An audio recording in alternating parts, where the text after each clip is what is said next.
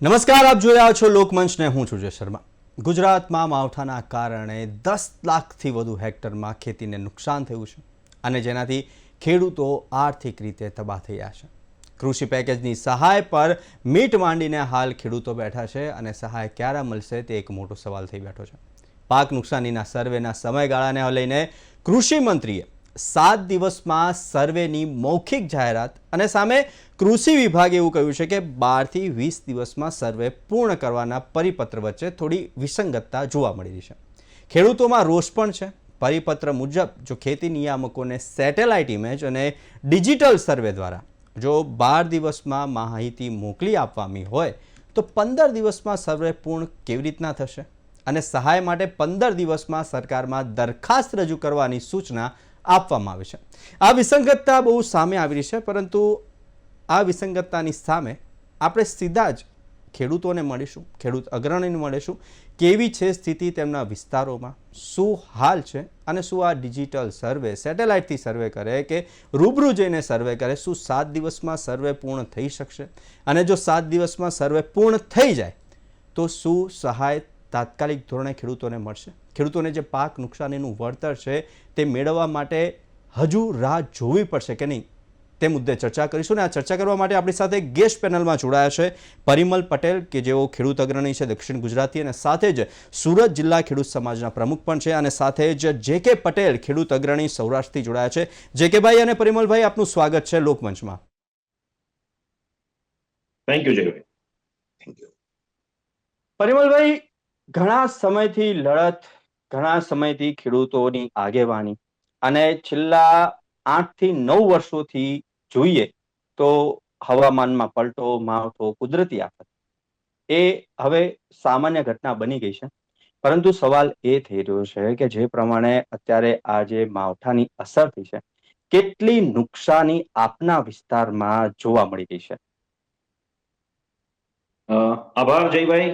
ખેડૂતોના દુઃખના સમયમાં ખેડૂતોની લાગણી, ખેડૂતોની વેદના, ખેડૂતોની પીડા પ્લેટફોર્મ પર લાવવા બદલ અને તમારા માધ્યમથી કદાચ આ સુતેલી સરકાર જાગે।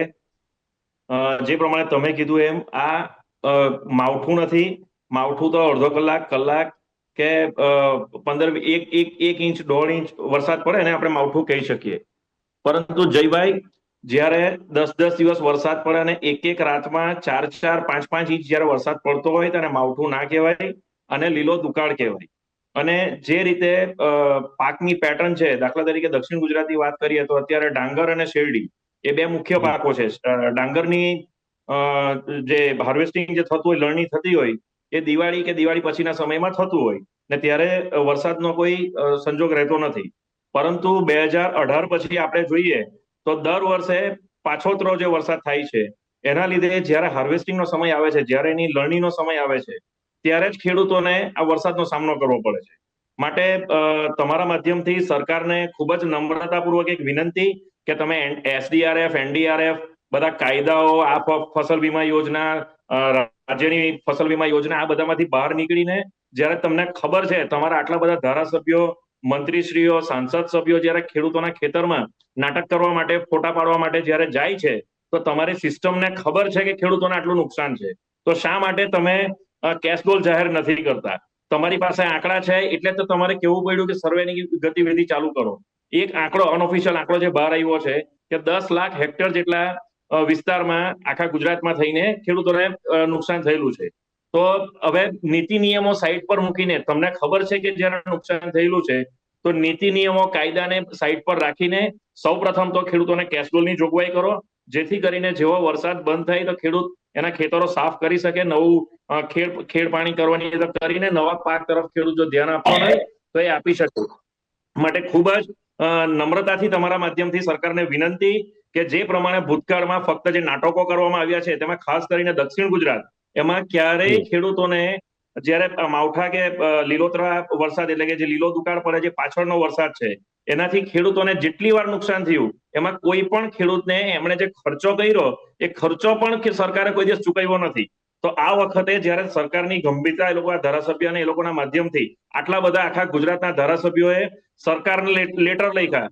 આશ્ચર્યની વાત એ છે કે લેટર તો અમારે લખવાનો હોય ખેડૂત આગેવાન તરીકે, તમે તો સરકાર છો, તમે તો ધારાસભ્ય છો, તમે શા માટે લેટર લખો છો? તમારે તો જઈને કહેવાનું છે મુખ્યમંત્રીને કે તમારા કૃષિ મંત્રીને કે ભાઈ આ દેખીતું નુકસાન છે, આ વરસાદ ચાલુ જ છે અને હજુ હાલના આજના દિવસે પણ આ વરસાદ ચાલુ છે. તો આ બધા નાટકો બંધ કરીને સીધું સરકારને કહેવું જોઈએ કે જ્યાં અત્યારે હાલ પૂરતું ખેડૂતોને ખેતી કરવા માટે, માનો કે ખેતર સાફ કરવાના હોય કે ગેસ ડોલની જે જરૂરિયાત છે એ જરૂરિયાત અત્યારે સત્વરે પૂરી પાડે અને પછી જેવું તમારું ડિજિટલ સર્વે કે તમારું ઓનલાઈન સર્વે, ખબર નહીં કયા કયા નામ આપતા છે એ લોકોના સર્વે જ્યારે પતે એટલે તરત પછી જે બાકીની રકમ છે ખેડૂતોના ખાતામાં જમા કરવામાં આવે. આ એવો દેશ છે જેનું નામ છે ખેતી પ્રધાન દેશ, પરંતુ જ્યારે 17.5 લાખ કરોડ રૂપિયા કોર્પોરેટના માફ કરવાના હોય ત્યારે સરકારને ખબર નહીં કયો સર્વે અડધો કલાકમાં સરકાર સર્વે કરીને એ લોકોને 17.5 લાખ કરોડ રૂપિયા જેવી માતબાર રકમ આપી દે છે. અને જ્યારે ખેડૂતોને આપવાની વાત આવે, મને નથી લાગતું કે 3,000 કરોડથી વધારે સરકાર પણ આમાં આપવા જઈ રહી છે અને એનાથી વધારે કંઈ એ લોકો કરશે. તો એના માટે આટલા બધા નાટકો કરવાની શું જરૂર પડે છે એ મને ખબર પડતી નથી. એટલે ખૂબ જ ગંભીરતાથી કહું છું, મારા દક્ષિણ ગુજરાતના ખેડૂતોની તમે હાલત જો, બિચારા માથે બેઠા છે, એકદમ નિરાશાજનક વાતાવરણ છે. અને એ ખેડૂતોની નિરાશા, હું ખેડૂત એ લોકોની સાથે રહું છું, હું એ લોકોની પીડા સમજી શકું છું. માટે ખૂબ જ ગંભીરતાથી તમને કહું છું કે રાજકીય વાતો સાઈડ પર રવા દઈને ખેડૂતોને કઈ રીતે આપણે મદદ કરી શકીએ, એટલીસ્ટ એમણે જે ખર્ચો કર્યો છે એ ખર્ચો પણ જો સરકાર આપી દે તો ખેડૂતો પર બહુ મોટી મહેરબાની રહેશે. અત્યારે દક્ષિણ ગુજરાતની હાલની સ્થિતિ શું? આપ ફરતા હશો, ખેડૂતો સાથે મળતા હશો, ખેડૂતોની વેદના આપ સમજી રહ્યા છો, તો આપ જ્યારે જાઓ છો ત્યારે ખેડૂતોની શું માંગ હોય છે અને ખેડૂતોની હાલની સ્થિતિ શું? કેટલા ટકા પાક, જે આપ જેટલા વિસ્તારમાં ફર્યા હોય, કેટલા ટકા પાક હાલ નિષ્ફળ ગયો છે સંપૂર્ણપણે? ડાંગરની વાત કરીએ તો 100% પાક નિષ્ફળ છે. ડાંગરની લણણીનો સમય થઈ ગયો છે. તમને જાણીને કદાચ આશ્ચર્ય થાય, તમે વિડીયો જોયા મને કે નથી જોયા મને ખબર નહીં, તમે પણ ડાંગરનો જો ખેડૂત એને પૂછી જોજો, એના ડાંગરની મેચ્યોરિટી આવી ગઈ છે અને જ્યારે એને એટલે પાક લણવાનો સમય હતો ને એ ટાઈમે આ વરસાદ પડ્યો છે. બિલકુલ, લણવાના સમયે વરસાદ પડ્યો અને એનું સ્પ્રાઉટિંગ થઈ ગયું છે, જે પીલા નીકળે ને, કેમ કે પાણીના સંપર્કમાં આવ્યું એટલે એ ઉગી ગયા દાણા, એટલે એ પાક બિલકુલ ફેલ છે. માધ્યમથી એ પણ કહેવા માંગુ છું કે જે આગળ જેમણે લર્નિંગ કરી છે એમને પણ એમએસપી જેટલા પૈસા નથી મળ્યા, એમને પણ 100-150 રૂપિયાનું નુકસાન જાય છે. તો તમારા માધ્યમથી સરકારે એ પણ કરવું જોઈએ કે જે ખેડૂતે લર્નિંગ કરી છે એમને પણ 100 રૂપિયા તમે જે તે સંસ્થામાં એ લોકોએ જ્યાં ડાંગર એ લોકોએ મોકલ્યું છે એ જગ્યાએ 100 રૂપિયા પ્રમાણે એ લોકોને પણ સરકારે સહાય કરવી જોઈએ. અને શેરડીની વાત કરું, શેરડીનું વાવેતર અત્યારે થઈ ચૂક્યું છે દક્ષિણ ગુજરાતમાં. મોટે ભાગની ગુજરાતની સુગર ફેક્ટરીઓ દક્ષિણ ગુજરાતમાં આવી છે અને જે લોકો શેરડી રોપી છે એ શેરડી ઉગશે કે કેમ એ પણ એક પ્રશ્ન છે. કેમ કે શેરડી રોપ્યા પછી એને વરાપ જોઈતી હોય છે, એટલે કે ખુલ્લું વાતાવરણ જોઈતું હોય છે. પાણી આપ્યા પછી ખુલ્લું વાતાવરણ જોઈતું હોય છે. પરંતુ છેલ્લા 7-8-10 દિવસથી જે પ્રમાણે વરસાદ પડે છે, તમે માનો નહીં, આજે અહીંયા હેલી છે, તમને ભજીયા ખાવાનું મન થાય એ પ્રમાણેની પરિસ્થિતિ છે અહીંયા. અને આ વાતાવરણમાં જ્યારે શેરડીને ગરમી નહીં મળે તો શેરડી ઉગશે નહીં. માટે ડાંગર અને શેરડી બંનેને ખૂબ જ મોટા પ્રમાણમાં નુકસાન છે. માટે આ 33% અને આ કાયદો અને પેલો કાયદો, અમે તો ખેડૂત તરીકે થાકી ગયા છે બધા કાયદાથી, કે તમને ખબર છે કે જ્યારે નુકસાન થયેલું છે તો કાયદો શા માટે લાવો છો તમે વચ્ચે? પરિમલભાઈ, દક્ષિણ ગુજરાતનું એવું કહી શકાય કે ડાંગર અને શેરડીનો પાક સંપૂર્ણપણે નિષ્ફળ નીવડ્યો છે. જે કે ભાઈ, સૌરાષ્ટ્રની હાલત શું અને ખાસ કરીને મગફળીની સ્થિતિ શું? ખરેખર ભાઈ, અત્યારે 3 પ્રોબ્લેમ છે ગુજરાતના ખેડૂતો માટે. પહેલો પ્રોબ્લેમ તો કે સરકારને આજ સરદાર જન્મ જયંતિ નિમિત્તે દરેક દર્શકોને શુભકામનાઓ. સાથે સાથે સરકાર પણ સરદાર જેવા વિચારો સાથે, દ્રઢ નિશ્ચય સાથે ખેડૂતો માટે કાર્ય કરે એવી આશા અને અપેક્ષા. આજ આપણી ગુજરાતની પરિસ્થિતિ એવી છે કે સદંતર દરેક પાકને નુકસાની આવી છે. આપણી જે ચોમાસુ ઋતુના પાક છે, જે ચોમાસુ પાક છે કે ખરીફ પાક કહીએ, એ ખરીફ પાકને અત્યારે પાકવાનો સમય હતો ત્યારે ડાંગર, મગફળી, કપાસ પરિપક્વ અવસ્થામાં એને હાર્વેસ્ટિંગ એટલે કે એને ઉતારો લેવાનો સમય હતો. હવે ડાંગર હોય, કપાસ હોય કે મગફળી હોય, એને જે કપાસ મગફળી જે ખેતરોમાં પાકી અને ઉપાડવાનો સમય હતો એ સમયે સદંતર છેલ્લા 6-7 દિવસથી વરસાદ ચાલુ છે.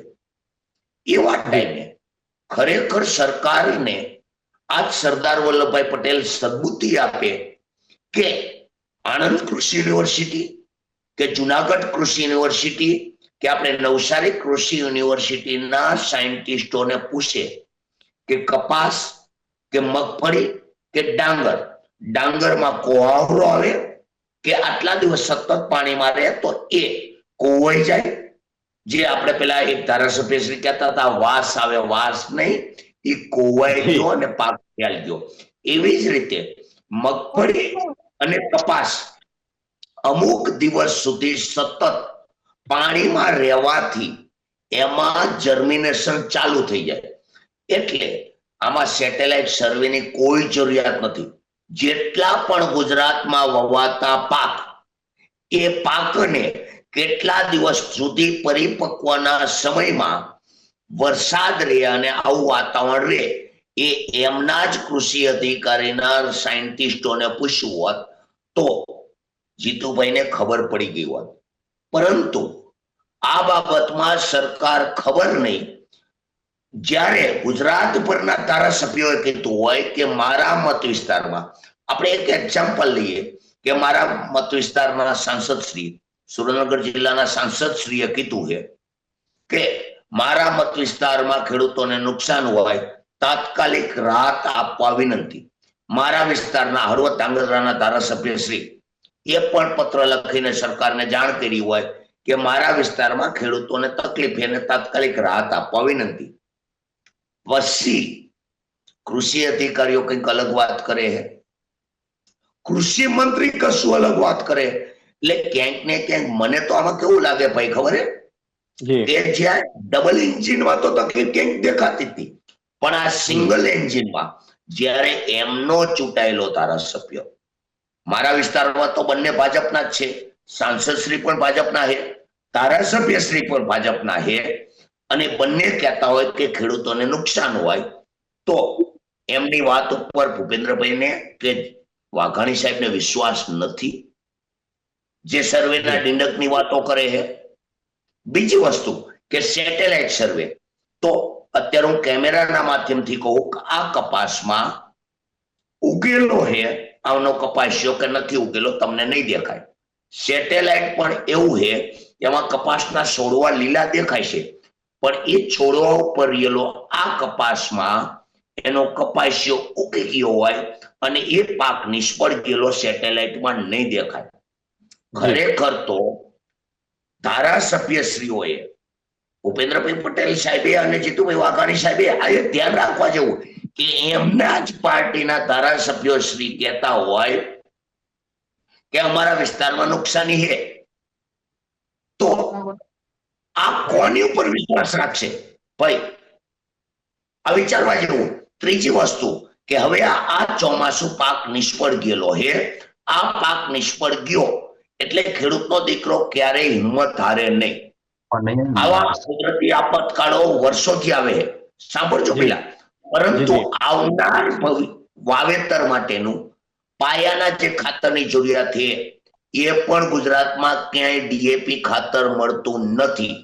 ત્રીજો પ્રશ્ન કે હમણે થોડો વાતાવરણ 2-3 દિવસમાં સુધરે, મગફળી અને કપાસ જેટલું પણ સારું છે એટલું અમે હાર્વેસ્ટિંગ કરીને ઘરે લાવીશું, તો એ એમએસપી ના ભાવથી જે આજના દિવસે ખરીદ સેન્ટર ઊભું કરવાનું હતું એના પણ ઠેકાણા નથી.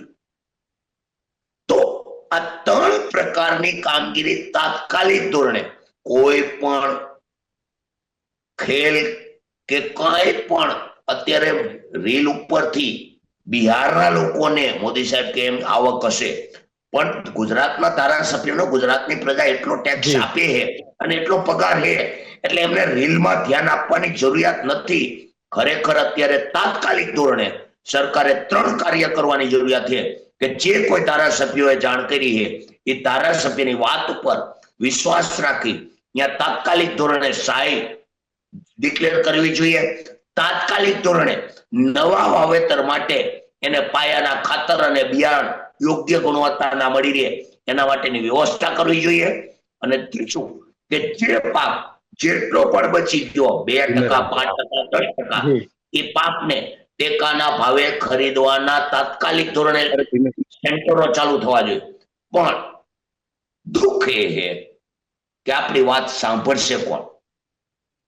જી જે કે ભાઈ, હવે મુખ્ય એક સવાલ કે સૌરાષ્ટ્રની અંદર હાલ શું છે સ્થિતિ? કેટલા ટકા પાક નિષ્ફળ ગયો છે કે જવાનો છે, અને જે બચ્યો છે શું એ સફળ થશે?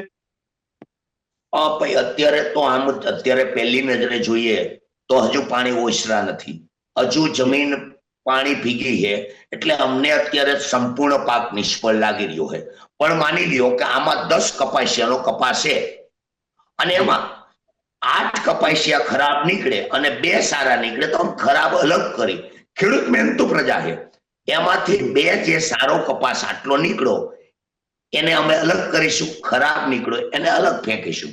પણ જે સારો નીકળ્યો એની પણ ખરીદી કરવાની તો સરકારે તૈયારી કરવી પડશે ને. જેવી રીતે હવે ઉગાડ નીકળે એની ઉપર લાગે કે કેટલા ટકા નુકસાની છે, બાકી અત્યારે તો 100% નુકસાની આખા ગુજરાતમાં દેખાઈ રહી છે. જે કે ભાઈ, પરિમલભાઈ, હવે આપણી સાથે દોલાભાઈ ખાગડા જોડાઈ ગયા છે, ઉત્તર ગુજરાતથી ખેડૂત અગ્રણી. દોલાભાઈ, આપનું સ્વાગત છે.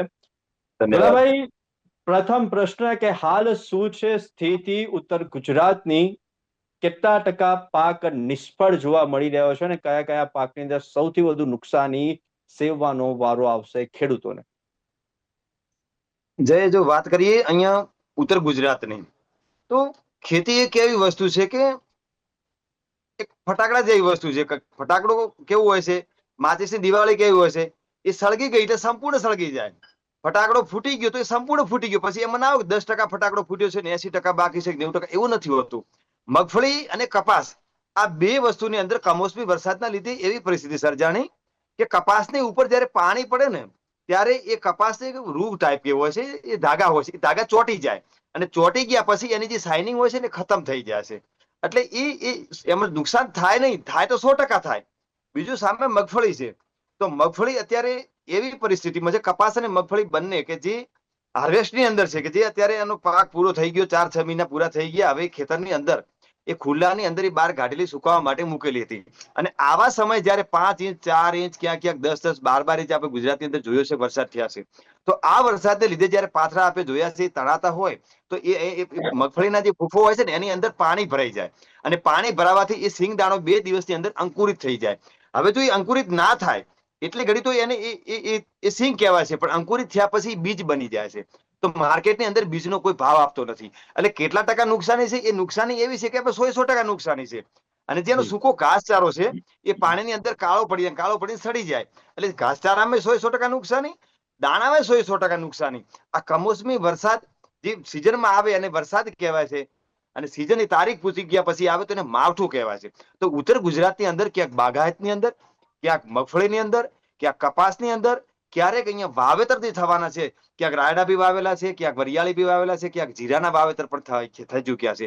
તો આવા સમય જ્યારે આ માવઠું પડ્યું છે ને ત્યારે નુકસાન એમાં સર્વે કરવાનું જ નથી હોતું, કારણ કે 100% નુકસાન છે. મેં આગળ બી વાત કરી ફટાકડાની, તમે દિવાસળીની.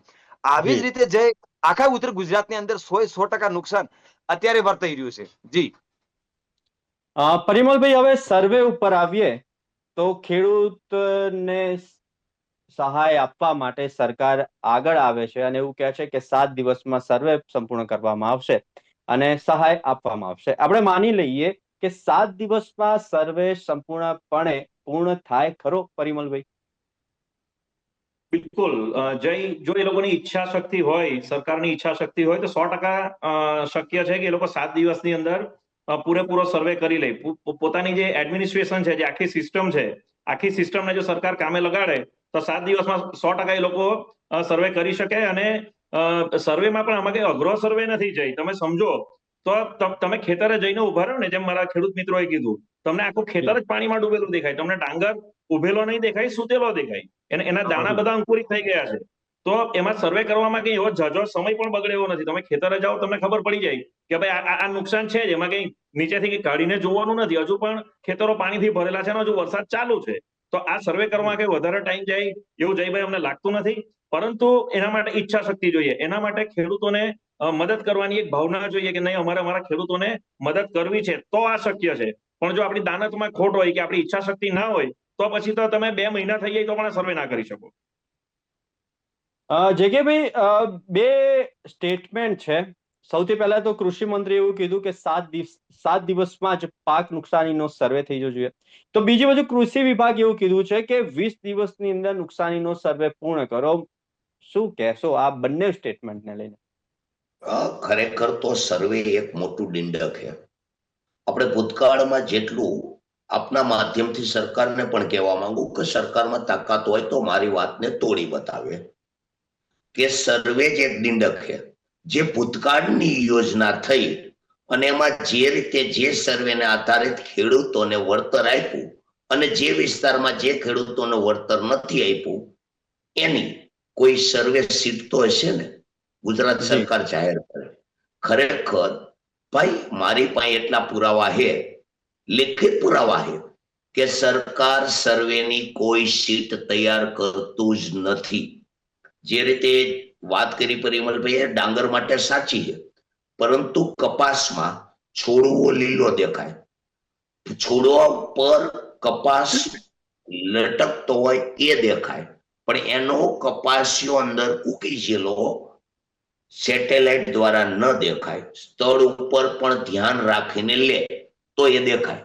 કપાસમાં અને મગફળીમાં આ સર્વેના 33% કેવી રીતે ડિસાઇડ કરશે એ પણ વિચારવા જેવું છે. એટલે ખરેખર આ સર્વેનું જે ડિંડક છે એ વર્ષોથી ચાલે છે. ક્યાંક પોતાના માનીતા વિસ્તારના ખેડૂતોને વળતર અપાવવું, ક્યાંક એમના અણગમતા ધારાસભ્યોનું ઇજ્જત નો ફાલુદો કરવા માટેનું એક આ ષડયંત્ર છે. બહુ પ્રમાણિકપણે કહું કે આ સર્વે તો જવા દો, પણ ભૂતકાળની જેટલી યોજનાઓ ગઈ છેલ્લા 5 વર્ષમાં SDRF ની NDRF મુજબ જે કઈ સહાય ચૂકવાણી એકવાર શ્વેતપત્ર જાહેર કરી અને સર્વેના રિપોર્ટ જાહેર કરી દે કે અમે કયા આધારિત સર્વે કરી અને આ ગ્રાન્ટ આપી હતી અને કયા આધારિત સર્વે કરી એની સર્વે સીટ હોવી જોઈએ ને સરકાર જોડે. સરકાર જોડે સર્વે સીટ જ નથી, જાહેર કરે. એટલે આ ફક્ત ને ફક્ત એમના જે સિંગલ એન્જિન, ગુજરાત સરકારનું જે સિંગલ એન્જિન છે ને ભાઈ, એના જે પુરજાઓ ખરાબ થઈ ગયા છે એ પુરજાઓને બધાને કહી દીધું કે ભાઈ તમે પત્ર લખી નાખો કે તમારા વિસ્તારમાં નુકસાની છે.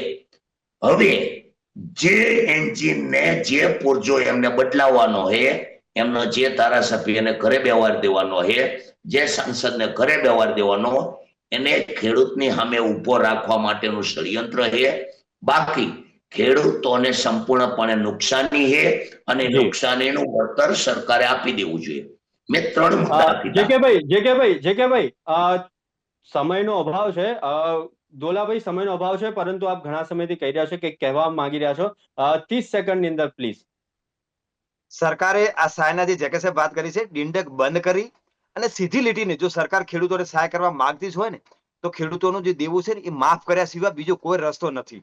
તમે ગમે તે સહાય કરો, સર્વે કરાવો, કશું જ કરવાની જરૂર નથી. જો ખેડૂતોને સાચા દિલથી મદદ કરો તો ખેડૂતોનું સંપૂર્ણ દેવું એકવારનું માફ કરી તો જ આ સરકારો એ ખેડૂતોના હિતે જ કહેવાશે. બાકી આ સહાયના ડિંડકો છે, એ સર્વેના ડિંડકો છે, એ બધા ડિંડકો છે. જી પરિમલભાઈ, જેકેભાઈ અને દોલાભાઈ, હેલ્ધી ચર્ચા કરવા માટે મુશ્કેલીના માવઠામાં આપ જોડાયા તે બદલ ખૂબ ખૂબ આભાર. ધન્યવાદ. Thank you. તો ખેડૂતોને પાક નુકસાનીનું વળતર મેળવવા માટે હજુ રાહ જોવી પડશે કે પછી સરકારે કીધા પ્રમાણે તાત્કાલિક ધોરણે તેમને રાહત મળશે તે તો જોવું રહ્યું. આવી જ રીતના આવતીકાલે નવા વિષય સાથે ફરી મળીશું લોકમંચમાં. હાલ મને આપશો રજા. નમસ્કાર.